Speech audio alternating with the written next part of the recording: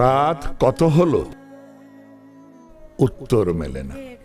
কেননা অন্ধকাল যুগ যুগান্তরের গোলক ধাঁধায় ঘোরে, পথ অজানা।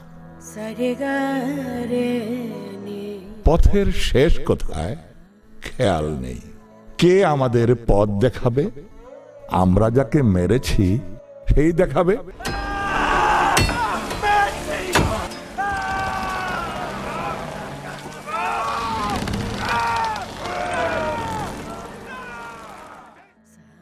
কেননা মৃত্যুর দ্বারা সে আমাদের সকলের মধ্যে সঞ্জীবিত, সেই মহামৃত্যুঞ্জয়। এই আর এক মহামৃত্যুঞ্জয় শহীদ মাগফার আহমেদ চৌধুরী আজাদ। এই সেই ঘর, যে ঘরের মেঝেতে শুয়ে শহীদ আজাদের মা মৃত্যুর পূর্ব মুহূর্ত পর্যন্ত ছেলের অপেক্ষা করেছিলেন। শহীদ জননী জাহানারা ইমাম প্রায়ই আসতেন শহীদ আজাদের মায়ের ওই বাসায়। একদিন তিনি বললেন, আপনি শহীদের মা, আপনার কথা সবাইকে জানাতে হবে। জাহানারা ইমামের কাছে তার সম্পর্কে লেখার প্রস্তাবটা শুনে সাফিয়া বেগম এক রাতে তার ছেলের চিঠিগুলো বের করলেন। সেখান থেকে আলাদা করেন আজাদের একটা বিশেষ চিঠি। মা, কেমন আছেন? আমি ভালোভাবেই পৌঁছেছি এবং এখন ভালোই আছি। হরতাল বন্ধ হয়ে গেছে, রীতিমতো ক্লাস হচ্ছে। পরীক্ষা শীঘ্রই শুরু হবে। দোয়া করো, তোমার দোয়া ছাড়া কোনো উপায় নাই। আমি নিজে কি ধরনের মানুষ আমি নিজেই বুঝতে পারি না। আচ্ছা তুমি বলো তো, সব দিক দিয়ে আমি কি ধরনের মানুষ? আমি তোমাকে আঘাত না দেওয়ার অনেক চেষ্টা করি, কিন্তু তুমি আমার মা দেখে বলছি না। তোমার মতো মা পাওয়া দুর্লভ। এই বিংশ শতাব্দীতে তোমার মতো মা যে আছে কেউই বিশ্বাস করবে না। আমি এগুলো নিজের হৃদয় থেকে বলছি, তোমার কাছে ভালো ছেলে সাজবার জন্য নয়। যদি আমি পৃথিবীতে তোমার দোয়ায় বড় নাম করা কেউ হতে পারি, তবে পৃথিবীর সবাইকে জানাবো তোমার জীবনী, তোমার কথা। ইতি, তোমার অবাধ্য ছেলে আজাদ। বড়বুতলা আজ পরানো খেলাতে হার মানবে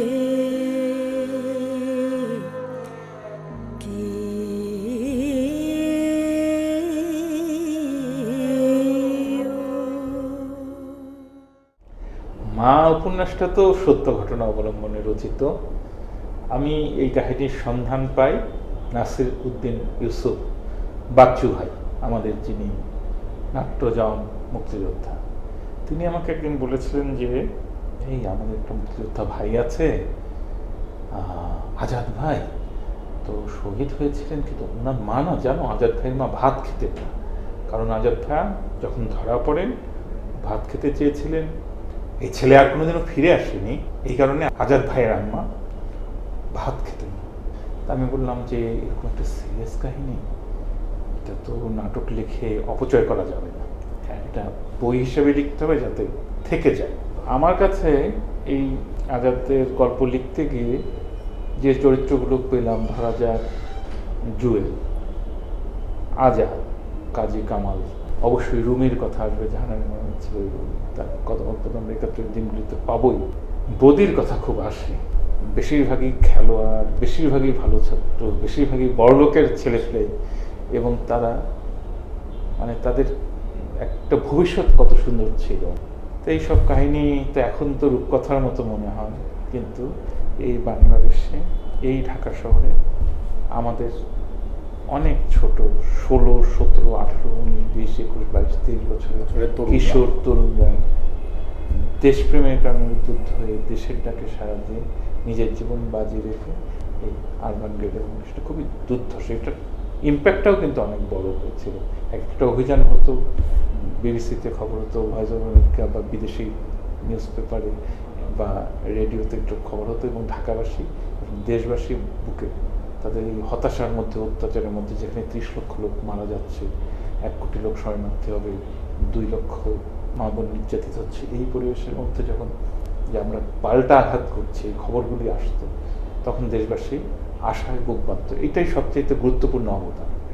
আমি কাজী সিয়াম আহমেদ, বীর মুক্তিযোদ্ধা কাজী কামাল উদ্দিন আহমেদ, বীর বিক্রমের ছেলে। আমার বাবার সাথে মহান স্বাধীনতার যুদ্ধে অংশগ্রহণ করা ঢাকা ক্র্যাক প্ল্যাটুনে যে 8 মুক্তিযোদ্ধা শহীদ হয়েছিলেন, সে 8 মুক্তিযোদ্ধার গল্প আমি আপনাদের শোনাতে চাই।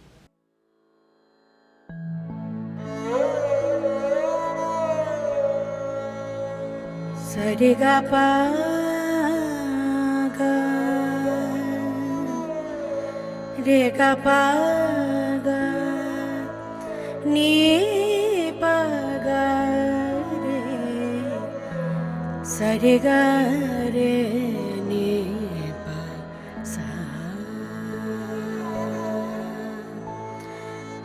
গা রে পা গা গাপানি পা সানি পাগা। জুয়েল হ্যাঁ নির্দ্বিধায় ভালো ক্রিকেটার, নির্দ্বিধায় ও যদি বেঁচে থাকতো বাংলাদেশ টিমের ক্যাপ্টেন হতো।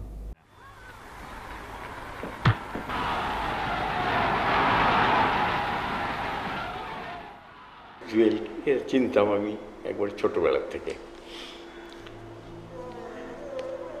কেন এটা হচ্ছে আমি একসময় কেন্দ্রশালে থাকতাম, ও তখন কেন্দ্রশালে থাকতো, যেটা হাটখোলা পাশে একটা, ওখানে থাকতাম। আমরা ছোট সময় একসাথে খেলাধুলা করেছি, খুব ভালো ক্রিকেট খেলতো। তারপরে আমরা যখন আর্ট কলেজে চলে আসলাম তখন খেলা ছেড়ে দিলাম, কিন্তু ও চালিয়ে গেল। একসময় আজাদ বয়েজ ক্লাবের ব্যাটসম্যান এবং উইকেট কিপার হিসাবে জাতীয় দলেও স্থান পেয়েছিল। আমি আর জুয়েল উই স্টার্টেড প্লেয়িং একসাথে ফর আজাদ বয়েজ ক্লাব। আমরা ধরো সাইকেলে করে used to go to practice. তখনকার দিনে ওই রাস্তায় পাওয়া যেত না, মাঠা, ওই মাঠা মাঠা মাঠা বলতো, and used to have matha and go and play. মাঠা হলো is a yoga drinker.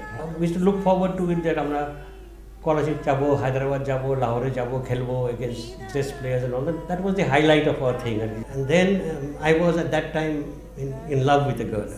Anyways, in the month of February, I eloped and got married to this girl. Okay, and Jewel was one of the witnesses. We went to Kazi office.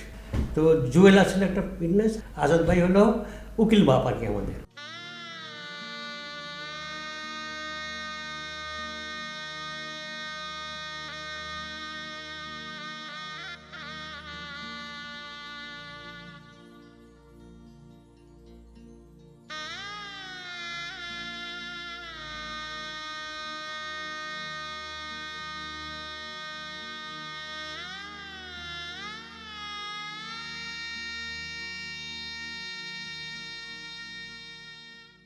So when the Liberation War started, and they had actually joined the war. আমি জুয়েল চাচার বন্ধু কাজী কামাল উদ্দিন আহমেদ, বীর বিক্রম, ওনার ছেলে সিয়াম। ফুপু, আমি জুয়েল চাচার ব্যাপারে কিছু জানতে আসছি, আমাকে কিছু বলবেন। জুয়েল হলো আমার ভাই। আমরা হলো 3 ভাই ছিলাম, 3 ভাই আর আমরা 4 বোন। একদিন করলো কি, ও একটা ছবি একটা বিরাট করে বাঁধায় নিয়ে এসে আমাকে বলতেছে কি, আম্মু আমি যখন থাকবো না তুমি আমার এই ছবিটা দেখবে। তা সে মানে দৃঢ় ছিল যে সে যাবেই, আমাদের না বলে একদিন চলে গেল, গেলে ট্রেনিং নিল ওরা ওখান থেকে। তো ওখান থেকে মাঝে মাঝে ঢাকায় আসতো অপারেশন করতে, হাঁটতো বন জঙ্গলের ভিতর দিয়ে, নদী পার হতো, বাজারে ব্যাগের মধ্যে অস্ত্র নিয়ে আসতো। আর সেরকম মাঝে মাঝে আমাদের বাসায় যখন প্রথম যেদিন আসলো সেদিন ওরা তো ভয় পেয়ে গেছিলো যে একদম কে চিনে না, বাইরে তো চিনে যেতেছে না।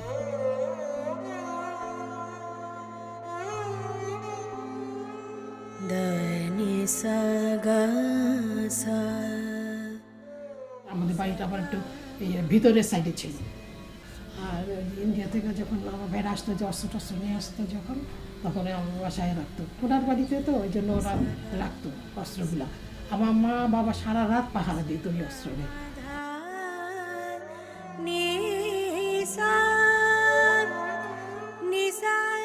জুয়েলেরটা যদি বলতে হয়, প্রচুর সাহসী, বেশ কয়েকটা যুদ্ধে অংশগ্রহণ করেছে, কিন্তু যেটা নিয়ে আলোড়ন সৃষ্টি হয়েছে সেটি হচ্ছে গিয়ে কাজী কামাল উদ্দিনের নেতৃত্বে, তোমার বাবার নেতৃত্বে যখন তোমার সিদ্ধিরগঞ্জ পাওয়ার স্টেশন উড়াতে যায় এবং সেখানটায় জুয়েলের হাতে গুলি লাগে, এই আঙ্গুলে গুলি লাগে।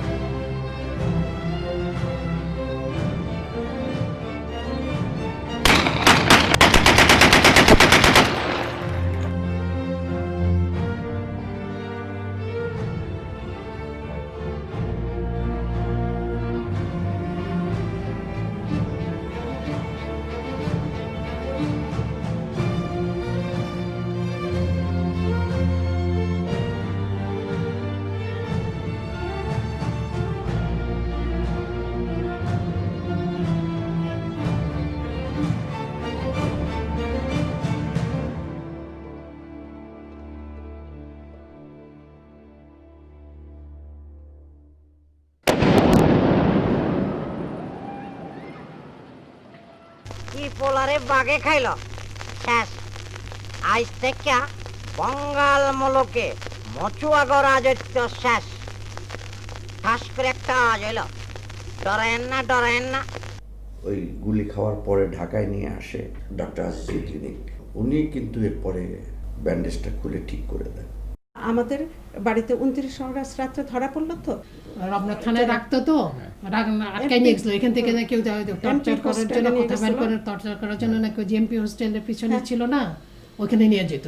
ওখানে নিয়ে গিয়ে টর্চার করতো কথা বের করার জন্য। আর পানি দিত না খেতে। জুয়েল বলছে যে এরা আমাকে প্রচুর টর্চার করে, এত টর্চার করেছে যে ধারণার অতীত, কিন্তু আমার মুখের থেকে কোনো কথা ওরা আদায় করতে পারে নাই।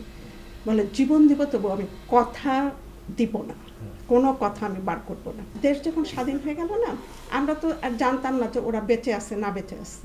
তা আমার আব্বা না খুব সকালবেলা উঠে পায়জামা পাঞ্জাবি পরে তাদের আনতে গেল, আর আমরা রাতের বেলা ঘুমাইনি। আমরা সারা রাত বাড়ি ঘর পরিষ্কার করে, সামনে খোলা বারান্দা ছিল, পানি দিয়ে ধুয়ে টুয়ে সব রেডি হয়েছে যে আজকে ওরা চলে আসবে।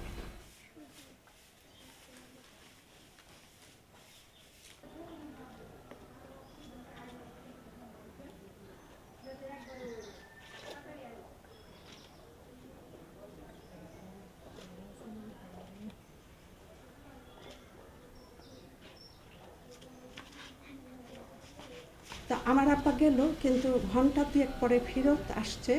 ফেরত এসে আমাদের গেটের সামনে ওখানে ঠাস করে পড়েছে। আমরা তাড়াতাড়ি দৌড়তে গেছি, কি বলকে পেলাম না, পেলাম না।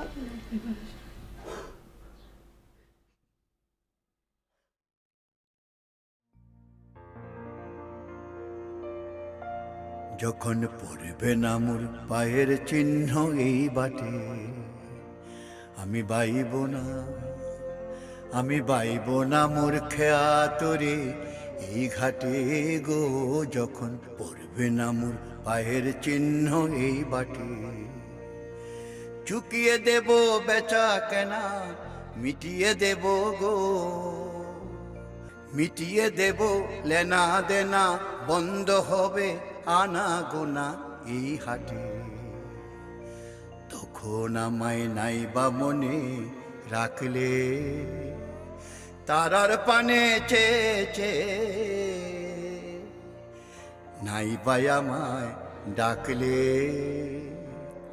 যখন পড়বে না মোর পায়ের চিহ্ন এই বাটে। বৌদি ছাত্র ভালো, প্রচণ্ড পড়াশোনা করা ছাত্র, ম্যাট্রিক ইন্টারমিডিয়েটে ভালো রেজাল্ট করা ছাত্র। সে বদিল আলম ছিল আমাদের ফ্যামিলির সবচেয়ে বড় ভাই। তো আমরা ছিলাম 6 ভাই 1 বোন। বদিল আলম হলো সবার বড়। তো আমার 1966 ফজল ক্যাশ করতে পাস করছে।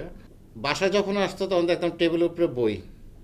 আপনার নাস্তা খাইতে আসছে, দুপুরে খাইতে আসছে বই, আপনার ঘুমাচ্ছে মাথায় বই। সে আপনার ওই ঢাকা ইউনিভার্সিটি বই কম পড়তো, বাইরের বই বেশি পড়তো এবং এনএসএফ করত। তো সেই সরকারি পার্টির থেকে যদি 27 তারিখে মুক্তিযুদ্ধে জয়েন করতে পারে, তাহলে সেই ব্যক্তির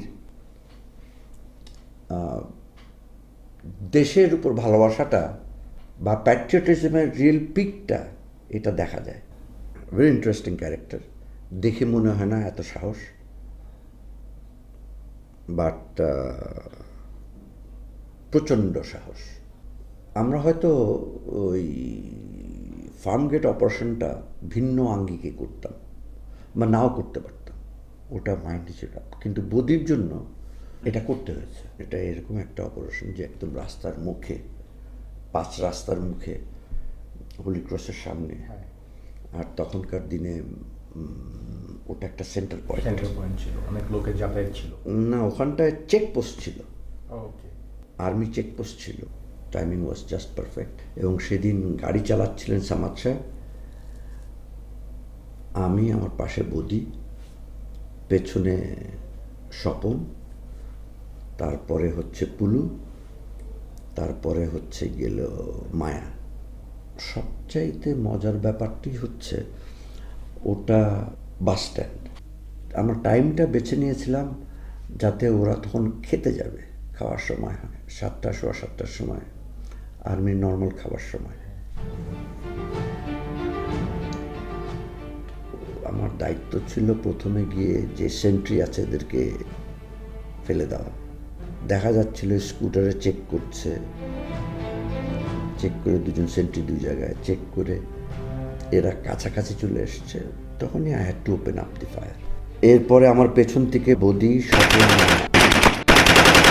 এরা ওপেন আপ করলো এবং খুব অল্প সময়ের মধ্যে, বিকজ এরা বাকি সব টেন্টে খাচ্ছিল বোধ হয়, আমি হয় রেস্ট নিচ্ছিল। চেঞ্জ ওভারের টাইম 8টার আগে, 7টার পরে মাগরিব শেষ।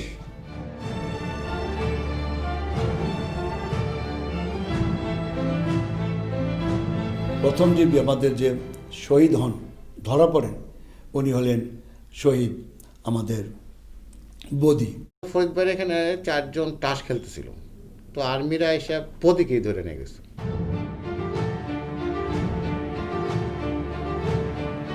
তো স্বপন ভাইয়ের বাবা ছিল পাশের ছেলে, তো বলতেছিল বদির এরকম টর্চার করছে। টর্চার মানে আপনার অকল্পনীয় টর্চার।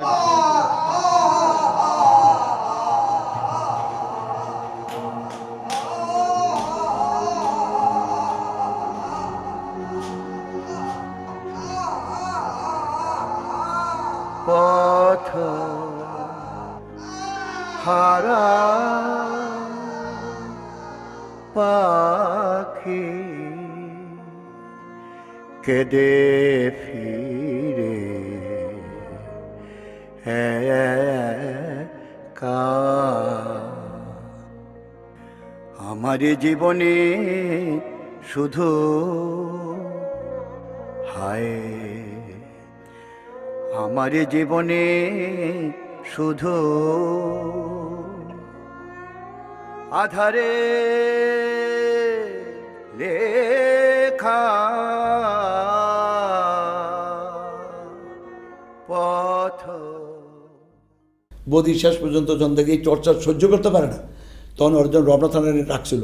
উইকেন্ড ইচ্ছে করে দৌড় দিছে, এই সব পায়ে কিন্তু ইয়া লাগানো, হ্যান্ডকাপ লাগানো, পায়ের বিন্দু বিন্দু ইয়া লাগানো, চেইন লাগানো। এইটা শুদ্ধ গাড়িতে লাভদা পড়ছে, হারাম করে গুলিকে মারে নেই তারে, আবার তুলে আনছে।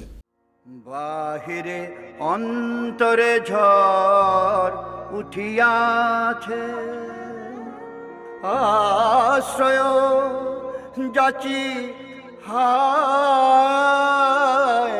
কারো বুঝি দুঃখ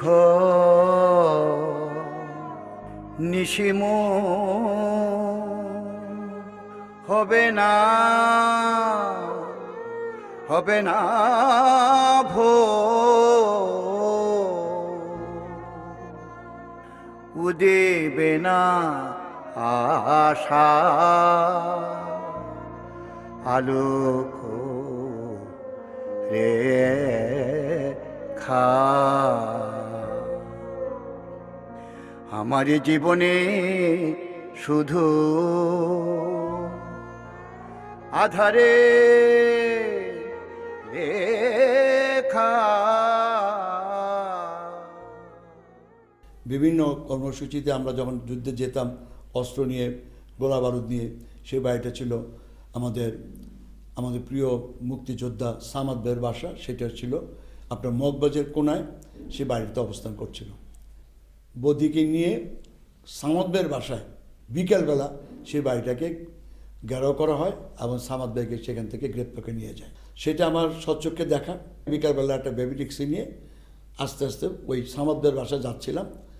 যাওয়ার পথে দূর থেকে আমাদের একটা লক্ষ্য ছিল, যখন রিক্সায় উঠতাম কিংবা গাড়িতে যেতাম, আমাদের চোখকৃত থাকতো প্রায় অনেক দূর, যে সামনে কোনো চেকপোস্ট পড়ে কিনা, সামনে কোনো রকম বাধা আসে কিনা, থাকে কিনা, সেগুলি লক্ষ্য করার জন্য আমরা মাথাটা সবসময় বাইরে রাখতাম দেখার জন্য। যখন সামাদ ভাই বাড়ি থেকে দূরে, সোজা রাস্তা তো মগবাজার টু দিল্লি রোড যে রাস্তাটা, অনেক দূর থেকে আগে দেখতেছি যে সামাদ ভাইয়ের বাড়ির সামনে বড় দুইটা আর্মির ট্রাক লাফার আর্মিরা নেমে সামাদ ভাইয়ের গল্লির ভিতরে ঢুকতেছে। দেখে আমি ডাউট করলাম, বলতে সামাদ ভাই বাসাটা রেড হয়ে যাচ্ছে এরকম আমি ভাবলাম করে আমি বেবিটিক্সের বললাম, তুমি সাইড দিয়ে তাড়াতাড়ি সোজা চলে যাও। দূরতে দেখা যায় যে 2-3 লোককে কারা ধৈর্য এরকম নিয়ে ট্রাকে তুলতেছে।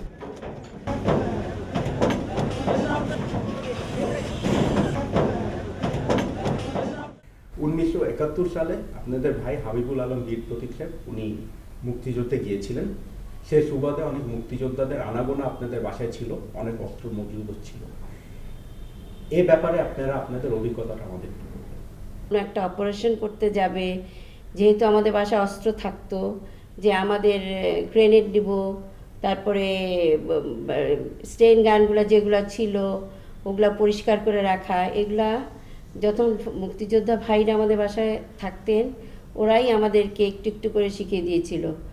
যার ফলে আমরাও মানে অভ্যস্ত হয়ে গেছিলাম যে ওদের যখনই কোথাও কোনো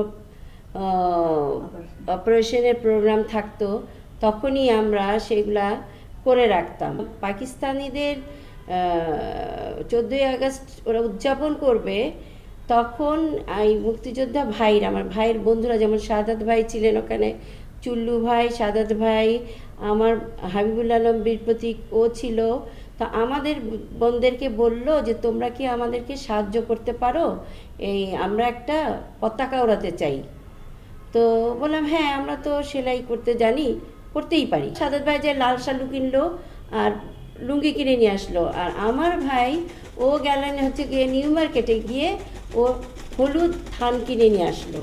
তো আমি আবার খুব একটা আঁকাঝোঁকা ভালো পারতাম না, আমার মেজ বোন ছিল আসমা, ও আবার খুব ভালো আর্ট করতে পারতো। তো ও সুন্দর মানে প্রত্যেকটা ম্যাপ এঁকে দিল। 3 বোন মিলে একজন বসাও, একজন সেলাই করো আর একজন কাটো। তো সেইভাবে প্রায় তো 150 থেকে 200 মতন আমরা পতাকা বানালাম। সেই রকমই সাদাত চৌধুরীর বাসায়ও তার বোনরা সেই পতাকা তৈরি করলো। এবং তখন আমি জানতে পারলাম যে চুল্লু ভাই যিনি ছিলেন উনি পুরান ঢাকার থেকে একটা বেলুন, মানে গ্যাস বেলুনের সিলিন্ডার নিয়ে আসলো, এনে বিভিন্ন জায়গায় সেই পতাকাগুলো উড়িয়েছিল।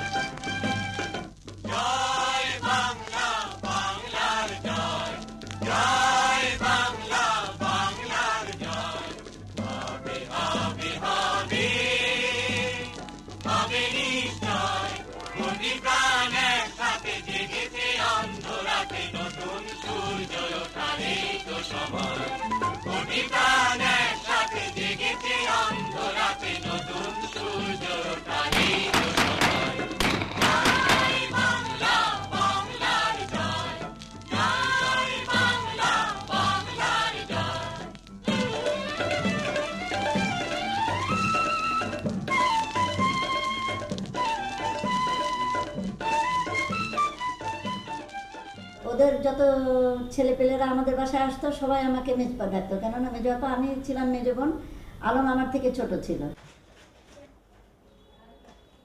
আর যা কিছু ওদের ধরো কাপড় চোপড়, ওরা তো সব বাইরে থেকে এতদিন ধরে আসতো, বাইরে কাপড় চোপড় আমিই ধুয়ে দিতাম বেশিরভাগ।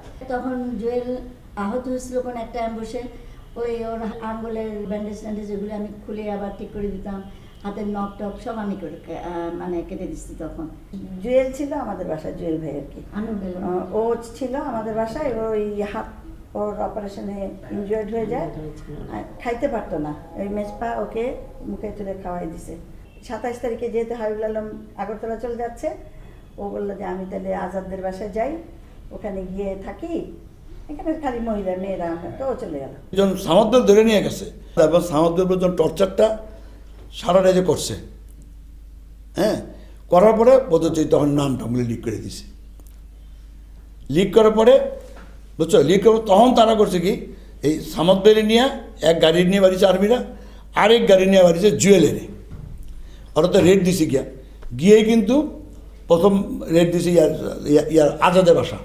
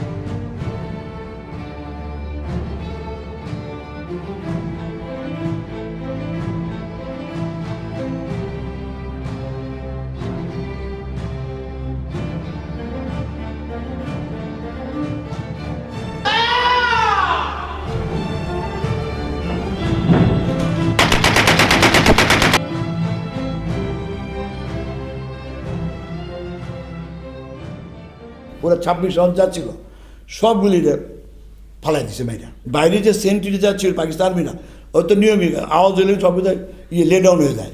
কাজে ফায়ার করে মাইরেই দৌড় দিছে, ল্যান্ডলাইন ক্রস করে যাইতে হয়, প্রায় কত প্রায় আধা মাইল হবে, কিন্তু দূর কম না, কিন্তু এখান থেকে সে উলঙ্গ অবস্থা দৌড়িয়ে কিন্তু মাইরা আলমের বাসায় গেছে।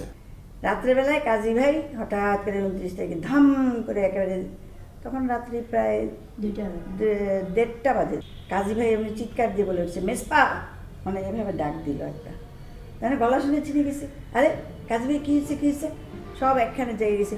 বল কি লাইট জ্বালেন না, আমাদের লাইট জ্বালাতে গেছে, বল কি লাইট জ্বালেন না, আমাকে একটা কাপড় দেন, আমাকে একটা কাপড় দেন, আমার পরনে কিছু নাই।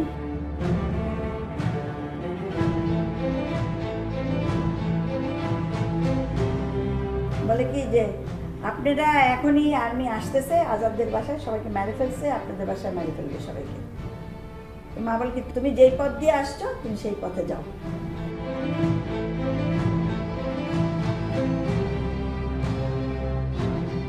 আর এদিকে আমার আব্বাকে সেভ করা পুরুষ ছেলে, উনি একা, হাবিবুল আলম তো নাই, আর আমরা মেয়েরা সবাই। তা মা বললো তোর আব্বাকে ওই পারে পাঠাই দিই। মাই বুদ্ধিগুলি বললেন।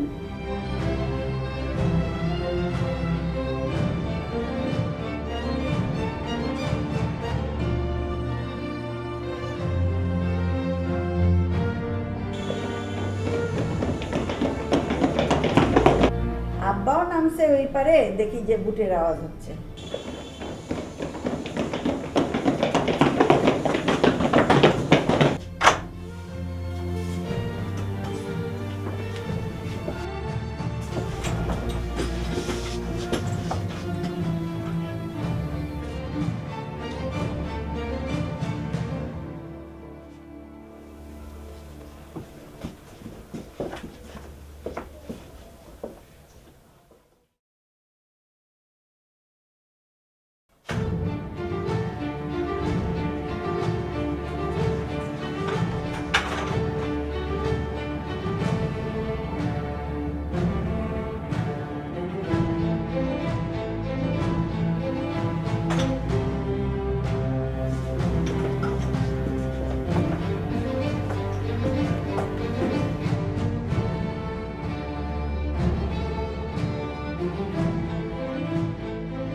প্রথম অপারেশনের পরে আবার এই হোটেল ইন্টারকন্টিনেন্টালে যত বিদেশিরা, আর্মির যত বড় বড় অফিসার জেনারেলরা হোটেল ইন্টারকন্টিনেন্টালে এসে অবস্থান নিচ্ছে।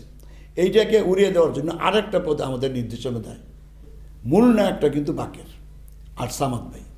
তার কারণ ইন্টারকন্টিনেন্টালে ঢোকার কিন্তু কোনো অবস্থাই ছিল না। আমরা খালি বুদ্ধি করতে কীভাবে ইন্টারকন্টিনেন্টাল ঢুকুম, এই অপারেশনটা করা যায়, রাস্তাটা কী। হঠাৎ করে দিয়ে সামাদ ভাই বলতে ইউরোকে এরকম মায়া খবর পাইছি, কি ঢুকতে পারবো? কিন্তু কেন ঢুকবেন আপনি? কারে মিয়া হোটেল ইন্টারকন্টিনেন্টালে একটা আজকাল টেন্ডার বাড়িছে একটা কি নিয়ন সাইনের সাইনবোর্ড উপরে লাগাইতে হইব।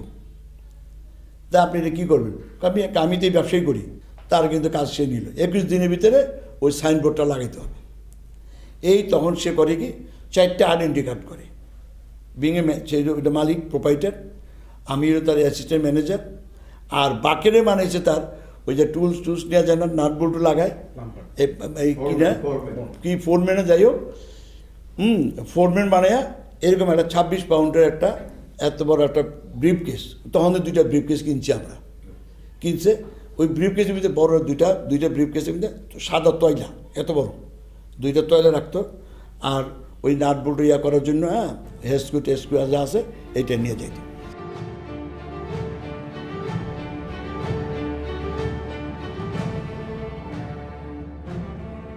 প্রথম যাওয়ার দিন তো পুরো 3 জনের সমানে চেক করে, যা যা আর্মি চেক করে পাহাড় থেকে আরম্ভ করে সারা শরীর। ওই ব্রিফকেস 2টা খুলে দেখে, যে 2টা সাদা তৈলা, তারপর তোমার রেঞ্জ পেঞ্জ এগুলি নেওয়া যায়।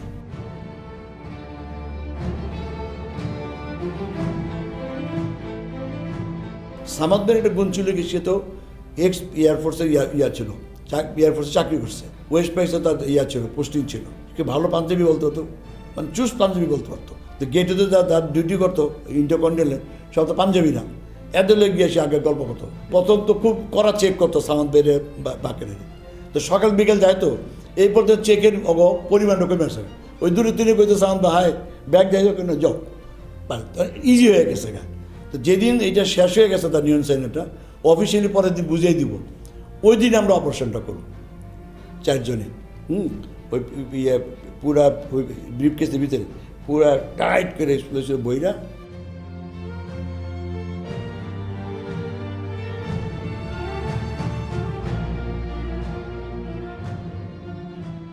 ওই টাইম পেন্সিলটা ভিতরে বসাই দিছি। বসাইয়া দিয়া খালি বাকেরে বললাম, তোমার কাম হইলে এই ব্রিফ কেসটা নিয়ে যাইবা, ওইটা তুমি বাথরুমে গিয়া হাত মুখ ধোয়ার উচ্ছিলা করে গিয়া লোক ফিরে গেলে টান দিয়া টিপ দিয়া খালি পিনটা বাইরকে ভালাইবা।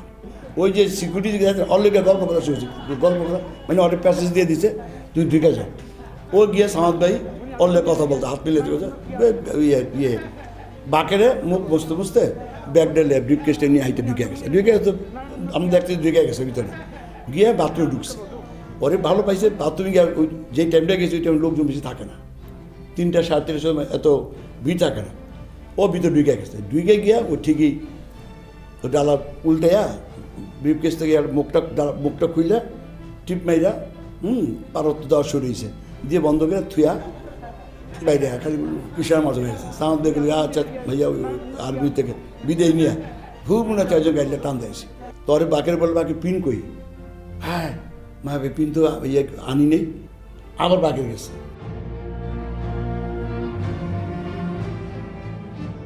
সেইটা খুললে নিয়ে আসছে, আবার আগে আনছে এই যে পিন, তো পিন নিয়ে গিয়া আমরা গিয়ে কাকটাল মসজিদ আছে না, ওইখানে গিয়ে গালে হাত দিয়ে বই দিছি।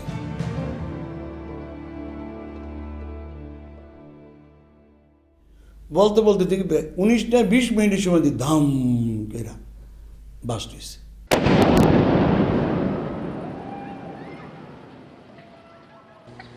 The Bengalis of East Pakistan talk glibly of fighting a Vietnam-style guerrilla war. Certainly, that is the only kind of war they could hope to win. শহীদ মোহাম্মদ আবু বকর ডাকনাম বাকের 1971 সালে ক্র্যাক প্লেটুনের একজন দুর্ধর্ষ সদস্য, যিনি 1971 সালেই শহীদ হন ডিউরিং অপারেশন। উনি ধরা পড়ে যান এবং পরবর্তী পর্যায়ে ওনার আর কোনো হদিস পাওয়া যায় না।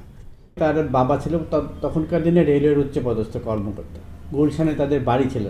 আমি যখন বর্ডার ক্রস করার জন্য অগাস্টের প্রথম দিকে কোনো এক সময় নৌকা দিয়ে আমরা 2 জন অপেক্ষা করছিলাম বর্ডার কখন খালি হবে। ঠিক এই সময় একটা নৌকা আসতেছিল উল্টা দিক থেকে, সেই নৌকার থেকে হঠাৎ আমার ডাক নামে একজন ডাকলো। আমি বললাম, তাকে দেখলাম যে পরিচিত মুখ।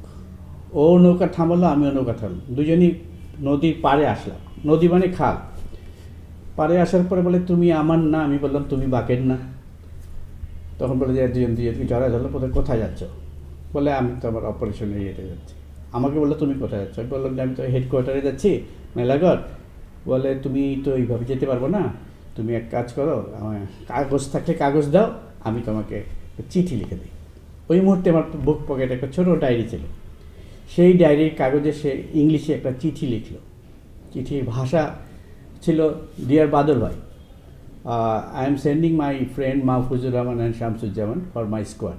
Please give them a short training and send them back with necessary weapon which I need in Dhaka operation. সেই চিঠিটা কিন্তু আমাকে বাদল ভাইকে দেখানোর পরে আমার প্রশিক্ষণ ত্বরান্বিত হয়ে যায় এবং আমি দ্রুত প্রশিক্ষণ শেষ করে ক্র্যাক প্লেটুনে যোগদান করতে সক্ষম হই। ওইখান থেকে গেছে বাকেরে বাসায়, ওইখান থেকে বাকেরে পিক করছে। সে এত বড় সাহস দেখিয়েছে, সেটার জন্য আমি খুবই গর্বিত। কিন্তু পৃথিবীতে যে থাকলো না, এটাই আমাদের দুঃখ। চলে গেল এইভাবে ছেড়ে।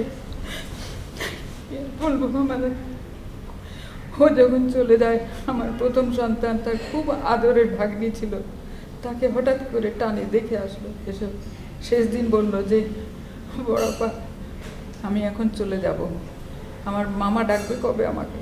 আমার খুব শখ আমাকে মামা ডাকবো। বললাম যে বড় হবে তবেই তো, তুই যে কাজে যাচ্ছিস সেই কাজে গেলে ফিরে আয়, ইনশাল্লাহ ডাকবে, এই পর্যন্ত বলেছি। তারপরে তো আমার সেই ভাই আর ফিরেও আসেনি। তারপরে যখন 2-3 মাস কেটে যায়, যখন চারিদিকে এত অত্যাচার দেখে আমরা ঠিক করলাম যে আমরাও মুক্তিযুদ্ধে জয়েন করব, আমি আর বাকর ভাই। তো যেদিন যাব সেদিন আগের দিন মা বলছে যে, তোরা দেশের প্রতি তোদের এত কর্তব্য আছে, কিন্তু এই মা বাবার প্রতি, বুড়ো বাপ মার প্রতি কোনো কর্তব্য নেই। তখন বাকের ভাই আমাকে বলল, আচ্ছা ঠিক আছে, তুই থেকে যা, আমরা যাই, গিয়ে দেখি পরিস্থিতি দেখে পরে তোকে নিয়ে যাব। পাঠানো অস্ত্রশস্ত্র, যেমন LMG ছিল, ওর মধ্যে প্লাস্টিক এক্সপ্লোসিভ ছিল, প্রাইমাকট ছিল, টাইম পেন্সিল ছিল, ডেটোনেটর ছিল, এইগুলো ভর্তি সে নৌকার পাটাতনে ভর্তি করে নিয়ে এসে গুলশান লেকে আমাদের পাশে এই রাস্তার শেষ মাথায় এনে রেখেছিল। এসে তারপর আমাকে বলছে যে, এগুলো নিয়ে আয় তুই।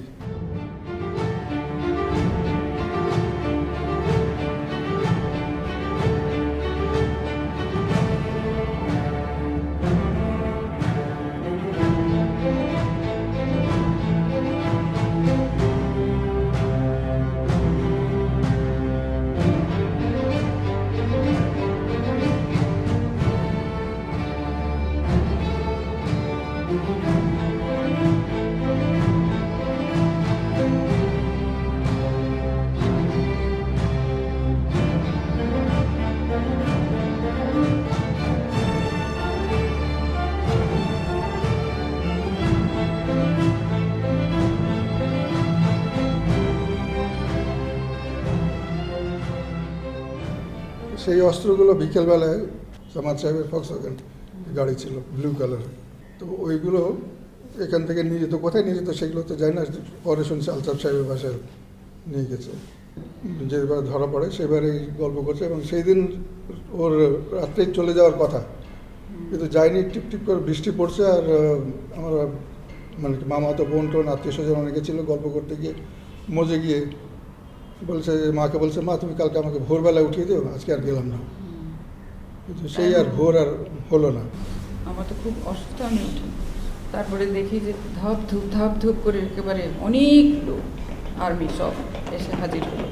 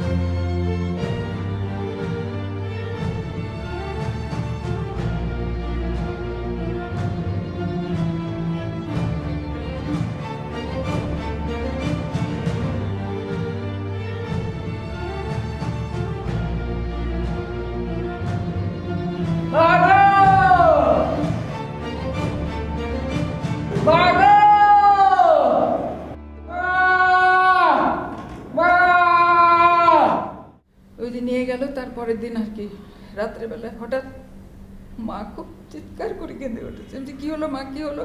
বলে কি আমার বাক্যাকে শেষ করে দিল ওরা, আমার বাক্যাকে শেষ করে দিয়েছে। বলে কেন, কি বলছো, কেন তুমি স্বপ্ন দেখেছো? বলে না রে, আমি দেখতে পাচ্ছি ওকে টর্চার করছে আর ও উফ উফ করে শব্দ করছে না, এরকম করছে, ওরা আমার ছেলেকে শেষ করে দিয়েছে। মা তুমি থামো, শান্ত হও, কিচ্ছু হবে না, পাক্কা ঠিক চলে আসবে।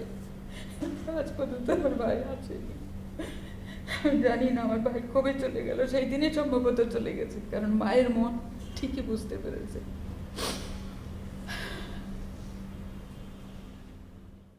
আমি মা, আমি কি কাউকে গিয়ে বলবো, আমি কি তোর ক্ষতি করবো, আমার কাছে বলতে তোর কি অসুবিধা? তো তখন বললো কি যে মা আমাকে তো একটা কমিটমেন্ট করায়, দেশ স্বাধীন না, বল স্বাধীন হলে সব জানাবে, সব কিছু বলবো। তো উনি তো কমিটমেন্টটা ব্রেক করেন নাই, আমাদের অহংকারের বিষয়। উনি যদি সব ঘটনা বলতে থাকতেন তাহলে আমরা কাকে মুক্তি বলে দিতাম। এই জন্য চলছে আমরা কমিটমেন্ট। তখন এমনি করে বাজবে বাসে এই নাটে, কাটবে দিন কাটবে, কাটবে গো দিন আজও যেমন দিন কাটে। আহা এমনি করে বাজবে বাসে এই নাটে, ঘাটে ঘাটে খেয়ার তরি এমনি এমনি সেদিন উঠবে ভরি, চড়বে গরু খেলবে রাখাল এই মাঠে। তখন আমায় নাই বা মনে রাখলে। 29শে মার্চে আমরা সবাই বিক্রমপুর চলে গেলাম, কিন্তু বাকি গেল না, বাকি যাবে না, কেন সেইখানে অনেক মুক্তিযোদ্ধাদের অর্গানাইজ করে তারপরে সে গেল হচ্ছে গিয়া এপ্রিলের 19 তারিখে বিক্রমপুর আমাদের সঙ্গে যা দেখা হইলো। সে দেখা করলো, কিন্তু তারা সব ছেলে পেলেদের লোহজং ঘাটে পাঠাই দিছে, কিন্তু সে আম্মার সঙ্গে দেখা করতে আসছে, বলে নাই যে যুদ্ধে যাচ্ছে। একটা চিঠি লিখে গেল, এই চিঠিটা তো লিখে দিয়ে গেছে, এই যে এই চিঠিটাই। মা, আপনি এবং বাসার সবাইকে সালাম জানিয়ে বলছি, দেশের এই মুহূর্তে আমি ঘরে বসে থাকতে পারি না, তাই ঢাকার আরও 20টা যুবকের সাথে আমিও পথ ধরেছি ওপার বাংলায়। মা তুমি কেঁদো না, দেশের জন্য এটা খুব ন্যূনতম চেষ্টা। মা তুমি এই দেশ স্বাধীনের জন্য দোয়া করো, চিন্তা করো না, আমি ইনশাল্লাহ ফিরে আসব। আমি 7 দিনের মধ্যেও ফিরে আসতে পারি কি বেশি সময় লাগতে পারে। তোমার চরণ মা করিব স্মরণ। আগতে সবার কৌশল কামনা করে শেষ করছি। খুদা হাফেজ। তোমারই বাকি সাজু। 71 সালের নভেম্বর মাসের মাঝামাঝি একটা সময়, সেদিন বালু নদী এবং শীতলক্ষর নদীর মাঝামাঝি একটা গ্রাম ছিল, গ্রামটার নাম হচ্ছে মাঝিলা। ওই ক্যাম্পে, ক্র্যাক প্ল্যাটুনের বেস ক্যাম্পে আমি একাই ছিলাম এবং আমার সাথে ইন্ডিয়ান ট্রেন্ড আমি একা, এবং আমার সঙ্গে এই মায়ের চাচা ওর একজন চাচাতো ভাই বাবুল, এই যে এখন উপজেলা চেয়ারম্যান এখানে, আর 3-4 জন ওই আনসার আর মুজাহিদ বাহিনী থেকে আছে, এই কজন আমাদের ছিল।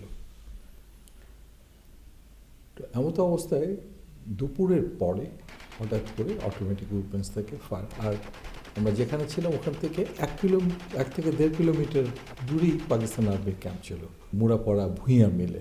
সবাই ধারণা করলো যে পাকিস্তান আর্মি নদী ক্রস করে এসে আমাদের হয়তো অ্যাটাক করবে। তো তাদেরকে রেজিস্ট করার মতো আমাদের কাছে এমন কোনো অস্ত্র ছিল না। একটাই অটোমেটিক উইপেন বলতে আমার কাছে একটা SMG ছিল। তো সেই জন্য আমি আমার স্ট্রেংথ জানতাম যে আমার পাশে আরেকটা গ্রুপ আছে, কিন্তু গ্রুপটা কে লিড করতেছে সেটা জানতাম না। তো আমি ঠিক করলাম যে ওদের সাথে যে যৌথভাবে একটা প্রতিরোধ গড়ে তোলা যায় কিনা। তো সেভাবে আমি অ্যাবাউট 1 কিলোমিটার 1.5 কিলোমিটার যাওয়ার পরে বাকি গ্রুপের সঙ্গে আমার দেখা হয়। তো আমরা এই যৌথভাবে সেদিন আমি আমাদের স্বল্প কয়েকজন এবং বাকি লোকজন মিলে আমরা একটা যৌথ প্রতিরোধ একটা গড়ে তুললাম।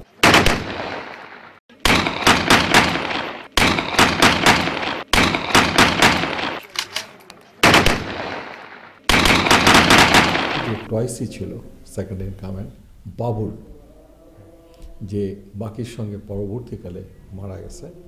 পরে যখন 4 ডিসেম্বর মারা গেলেন বাকি, তখন আম্মা বলতেছিল সেই দিনটাই যদি মারা যেত আমি এত কষ্ট পেতাম না। কিন্তু তখন তো বাকির এত নাম হইতো না, এতে যুদ্ধ করছে, দেশ স্বাধীন করছে। মুক্তিযোদ্ধা বীর শহীদ আব্দুল্লাহিল বাকি বীর প্রতীকের স্মরণে ডক্টর মিজানুর রহমান সেলিম। মুক্তি সংগ্রামে দান, শহীদের মৃত্যুহীন প্রাণ, দেশের হৃদয়ে আর মা বাবার চোখে, পালক মেঘের সারে জুনাক পাখায়, সতত জাগর রাখে শিখা অনির্বাণ। আর সামাদের বাসার পিছনে ছিল ওই যে আমাদের রেডিওতে চাকরি করতো যে শহীদ হাফিজ ভাই, সে পিয়ানো বাজাইতো। তারে দায়িত্ব দিচ্ছিলাম রেডিও স্টেশনে উড়ানো। রেডিও উড়াইতে গেলে আমাদের 30 পাউন্ড এক্সক্লুসিভ লাগে, পুরো উড়াইতে হয়। আমরা ডেলি তার লোকে কী করতো, তার খাবার নিত টিফিন কারি দিয়া।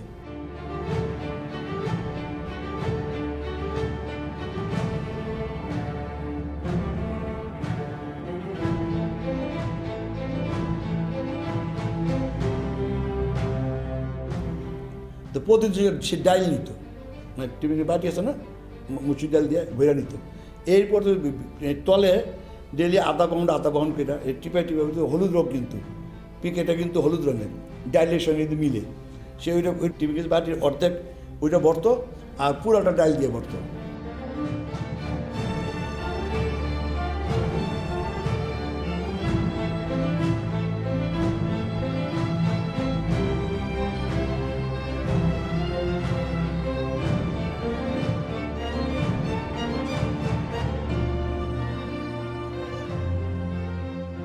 ভাত ডাল মাছ দিয়ে যাতে 3 বাটি নিত, ওই দিয়ে একটা ডাল মিলে থাকা তো কিছু সম্ভাবনা নাই, ওই চলে যেত। এই নিয়ে সে জমাইতো, নিয়ে প্রায় 12-13 পাউন্ড অলরেডি ভিতরে ঢুকে গেছে।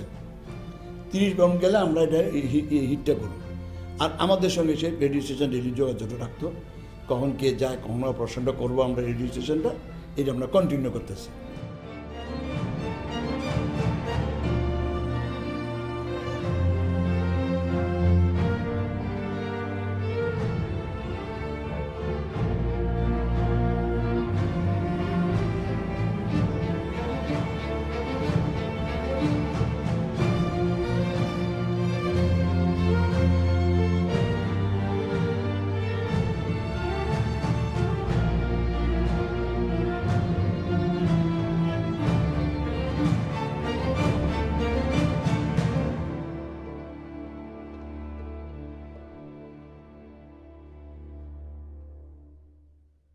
ওই সামাদ ভাইয়ের ধরা পড়ে পরে বলা পরে হাফিজের ওই রাতে ধরে।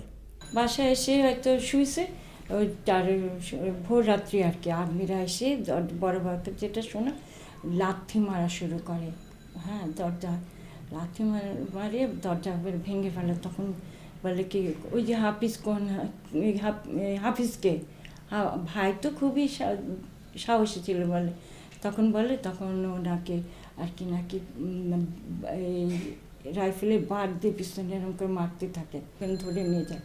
তারপরে ভাইকে নিয়ে যায় যখন, তখন বড় ভাই আর কি হামা করে কান্দে, বলে কি হাফিজ মাকে কি বলবো, আমি মাকে কি জবাব দেবো।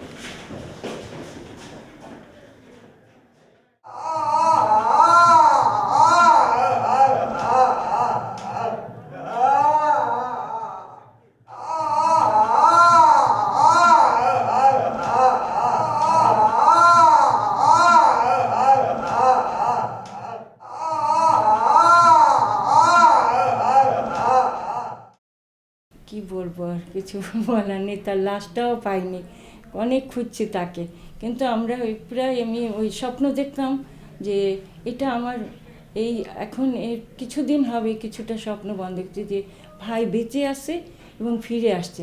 আমি ওই স্বপ্নের মধ্যে কি ভাই দাদু ভাই আপনি বেঁচে আছেন, তো বলে কি কেন এইটা আমি বেঁচে, আমি কি না দাদু ভাই আমি এরকম প্রায় স্বপ্ন দেখি আপনি আসছেন, আবার যেই আমার ঘুম ভেঙে যায় তখন দেখি আপনি নাই।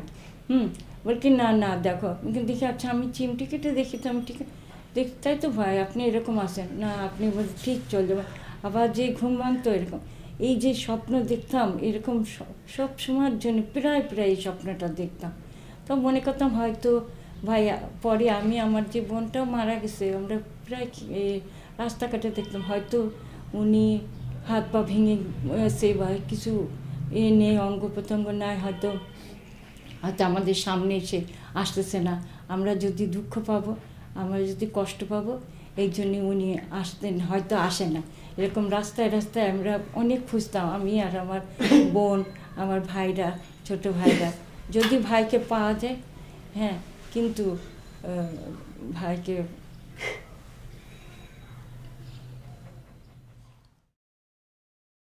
তারপরে গেছিলাম রুমির বাড়িতে, রুমির বাড়িতে রুমির ধরছে।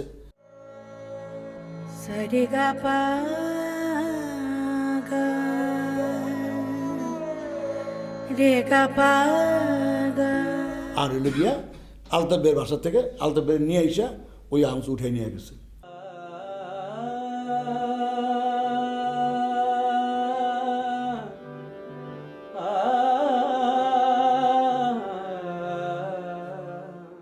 রমনা থানা গ্যাপ পাইলাম আজাদদা, রুমি ভাই, জুয়েল ভাই, বাকি ভাই, সাথে আরো 8-10 জন মুক্তিযোদ্ধা ছিল।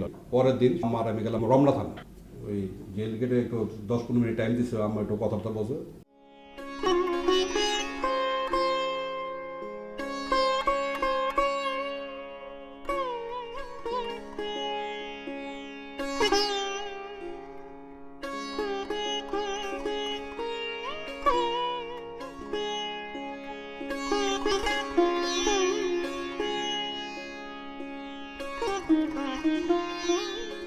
আমার আমি যখন যাই আজ তো দেখতে খুবই সুন্দর ছিল, গায়ের রঙটা হলুদে ছিল, হলুদ রঙের, এখানটা নীল এখানটা নীল, মানে টর্চার চলে। কারণ আম্মা জিজ্ঞেস করলো যে বাবা তোরা খুব মারছে নাকি, আম্মা বা খুবই মারছে আমাদের, মারতাছে আর জিজ্ঞেস করতো যে তুই তোদের অস্ত্র কোথায় থাকে, মুক্তিযোদ্ধারা কারা কারা আছে তার নাম বল। তখন আম্মা বলছে যে তুই এত যে টর্চার তুই কি নামটা কারো বলছস, অস্ত্র কোথা আছে কি বলছস? তখন বলছে আম্মা আমি তো অনেক সহ্য করে থাকতেছি। বাবা যত পারো এটা যত সহ্য করে থাকো, কোনোদিন নামটা বলে না কিন্তু।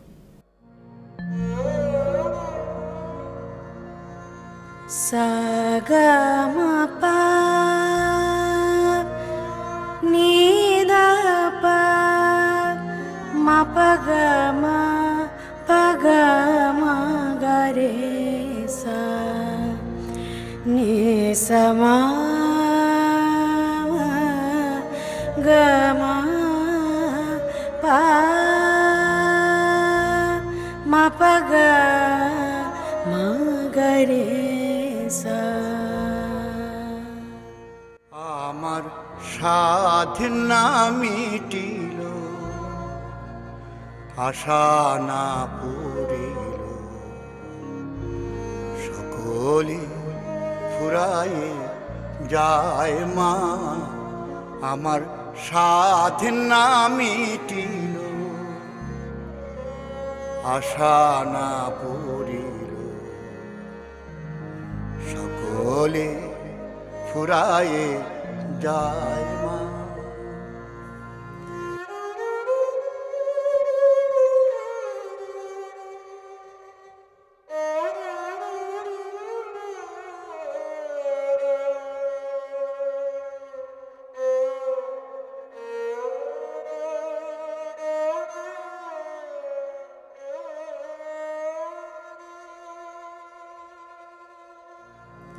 জনমের ডাকি গো মা তোরে, জনমের ডাকি গো মা তোরে, কুলে তুলে নিতে আয় মা। সকলে ফুরায়ে যায় মা। আমার সাধনা মিটিল, আশা না পুরিল, সকলে ফুরায়ে যায় মা।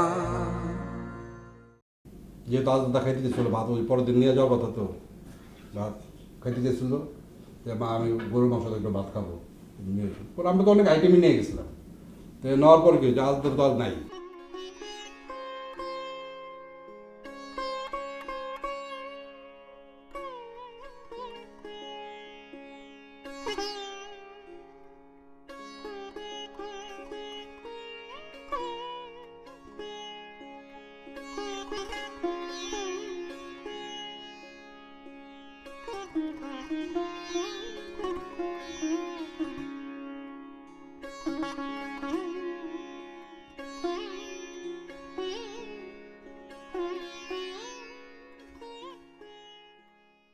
এরপর আম্মা বললো যা ভাতই খাবো না, যেহেতু ছেলে আর ভাত ভাত দিতে পারলাম না, পরে এই ভাতও ছেড়ে দিল।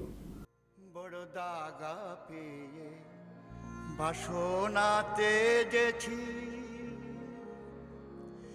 বড় জলাশয়ে কামনা ভুলেছি, বড় দাগা আম্মা ওই বিছনায় মাটির নিচে থাকতো। বাসনাতে যেছি। এই যে আজ দাদা 29 আগস্টে ধরা পড়লো 1971, মারা গেল 1985, এবং সেই 85 29 আগস্টে সে মারা গেছে, ওই দিকে সে মারা গেল। অনেক কেঁদেছি, কাঁদিতে পারি না, বুক ফেটে ভেঙে যায় মা। সকলে ফুরায়ে যায় মা। আমার সাধনা মিটিল, আশা না পুরিল, সকলে ফুরায়ে। এক হতভাগিনী মায়ের তার ছেলের জন্য অন্তহীন অপেক্ষার আজ অবসান হলো।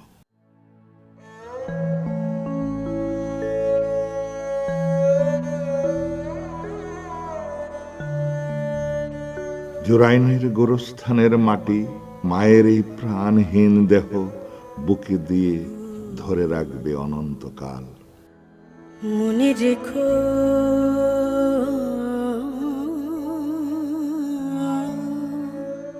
কিন্তু মায়ের তার ছেলের জন্য অপেক্ষার অব্যক্ত কথা, দীর্ঘশ্বাসের গল্প জানবে না গোরস্থানের মাটি। যদি দূরে যাই চলে তবু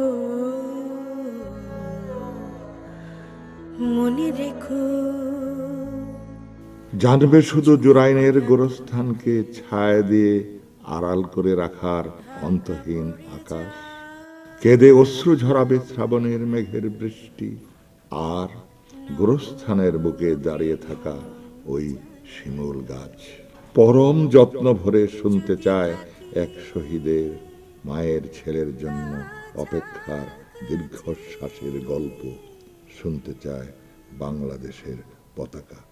দেখিতে না পাও ছায়ার মতো আছি না আছি, মনে রেখো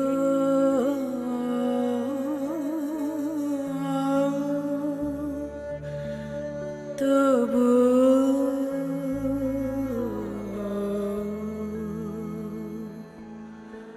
মনে রেখো।